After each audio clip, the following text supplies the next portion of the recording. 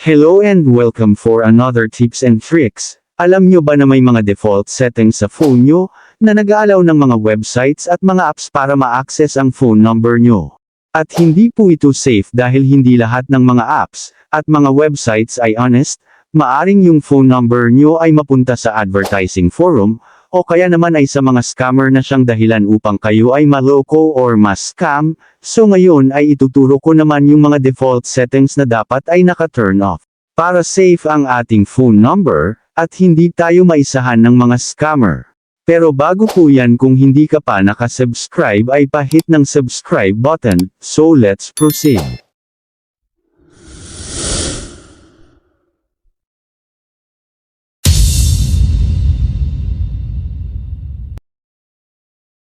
So una ay pumunta sa main settings ng cellphone. Scroll up at i-click ang Google.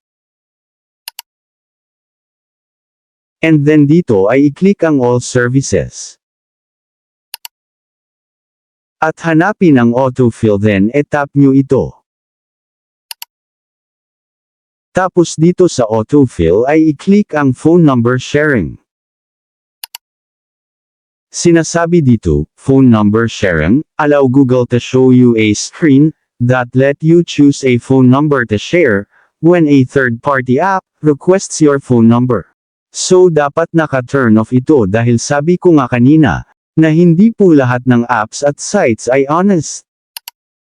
So ngayon ay punta naman tayo sa settings na nag-aalaw sa mga websites para ma-access ang phone number natin. E-open ang Chrome browser. Then sa upper right corner ay i-click ang 3 dots. I-click ang settings. Then dito ay i-click ang addresses and more.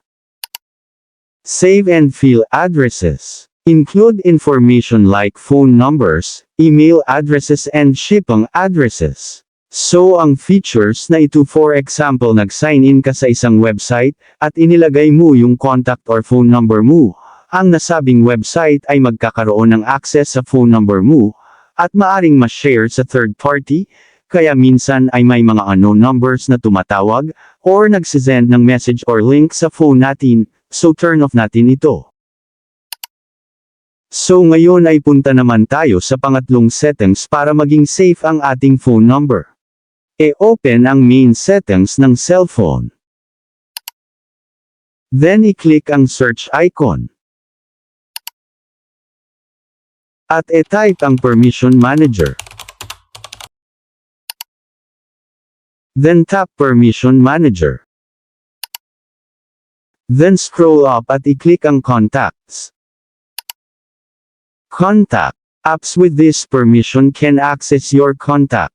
So dito ay makikita natin yung mga apps na allowed, at may access sa mga contacts natin na nakasaved sa ating cellphone. So for example itong calendar.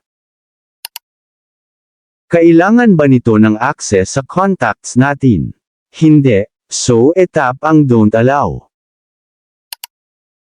Then i-click ang don't allow anyway.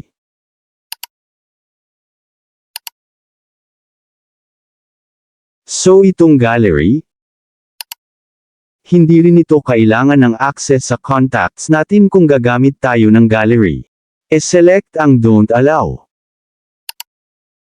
So ayan, piliin lang po natin yung mga trusted apps na i-allow natin, para safe and secure ang ating contacts and phone number. So sana po ay nakatulong ang vlog natin ngayon, at kung gusto mo ng mga ganitong video ay pa-comment ng yes. So ayan, sana po ay nagustuhan nyo ang video natin ngayon, at maraming salamat po sa mga nag-subscribe, at kung bago ka palang napadaan sa channel na ito, at gusto mo ng mga ganitong video, ay huwag po sana kalimutang mag-like, subscribe, at pindutin ang notification bell button, upang updated po kayo once na mag-upload ako ng bagong video. So thank you for watching, and God bless po sa lahat.